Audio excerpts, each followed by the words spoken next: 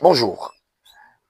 Au XVIe siècle, l'utilisation des lentilles a révolutionné les mondes microscopiques avec la découverte des nouvelles planètes, mais aussi le monde microscopique. Ainsi, avec l'invention du microscope, les biologistes ont découvert le monde vivant à l'échelle du micron. Et nous savons qu'un micromètre égale à 10 exposant moins 6 mètres. Alors, vous avez compris, nous allons parler de la microscopie.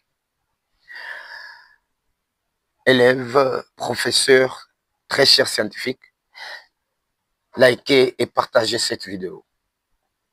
Merci. Tu te poses déjà la question, qu'est-ce que la microscopie? La microscopie, pour une définition simple, c'est l'étude du microscope. La microscopie est l'étude du microscope. Et c'est quoi un microscope?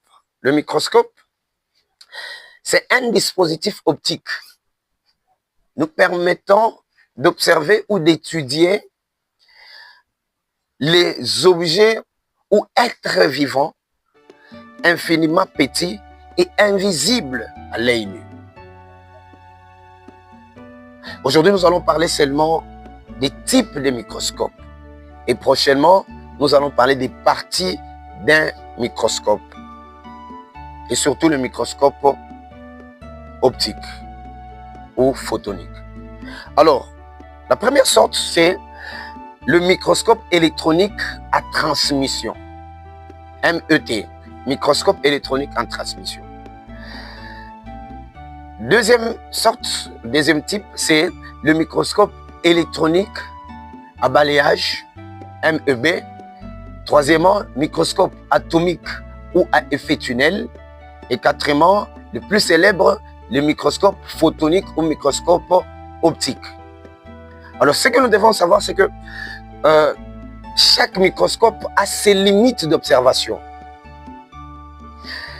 Et pour la première sorte, nous avions dit, le microscope électronique à transmission, ses limites d'observation, c'est au nanomètre.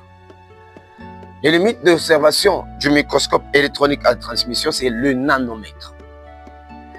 Et les images virtuelles, c'est en 2D. Des cellules avec des détails des structures cellulaires.